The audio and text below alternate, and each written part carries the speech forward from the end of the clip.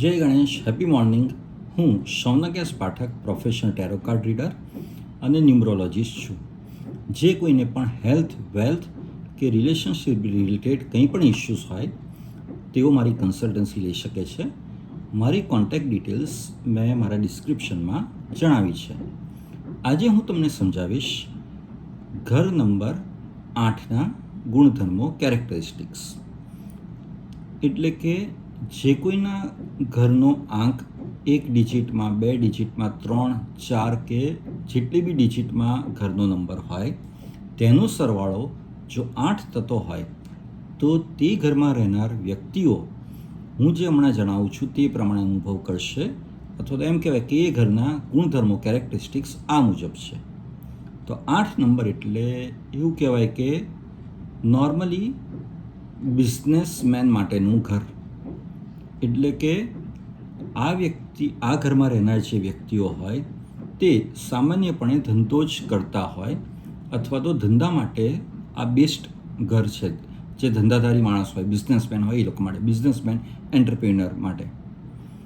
Even જે લોકો બહુ હાઈ પોઝિશન પર હોય, કોઈ પણ ગવર્મેન્ટ ડિપાર્ટમેન્ટમાં કે કોઈ પણ જોબમાં, તે લોકો માટે પણ આ નંબરનું ઘર એ બેસ્ટ ગણવામાં આવે છે. અને આ ઘરમાં રહેનાર વ્યક્તિઓ બહુ ઓછામાં સંતોષ માનતા નથી. એટલે they are not satisfied very easily. તેઓ ખૂબ જ મહેનત કરવામાં માને છે. કેમ કે 8 નંબર એટલે આપ જાણો જ છો કે શનિનો નંબર છે. એટલે મહેનત વગર તો ફળ મળે જ નહીં, શનિદેવ હોય એટલે. અને આ ઘરમાં રહેનાર જે વ્યક્તિઓ હોય છે તે લોકોની ટેસ્ટ પણ થાય છે. કઈ રીતે? કે આપ જાણો છો 8 નંબર એટલે શનિ. તો જેમ કે મેં મારા જન્મ તારીખના વિડીયોઝમાં કહ્યું હતું કે જેનો મૂળાંક 8 હોય તે વ્યક્તિ એ પ્રામાણિકતાથી ઓનેસ્ટલી જ કામ કરવું પડે. જો તે ઓનેસ્ટલી કામ નહીં કરે તો તેણે દુશ્મન શોધવા બહાર નહીં જવું પડે, તે પોતાનો દુશ્મન બની જશે. કારણ કે શનિદેવ એ કર્મફલદાતા છે.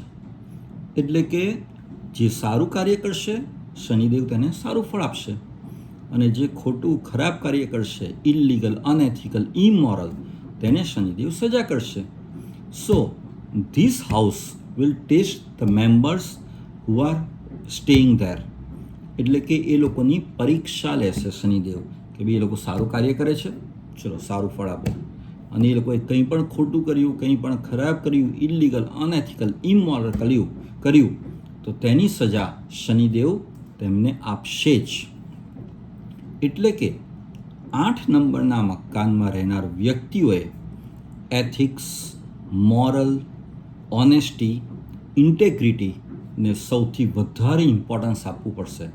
સો if people staying in number 8 are ethical, legal, moral, honest and having an integrity, they will get the good fruits of it.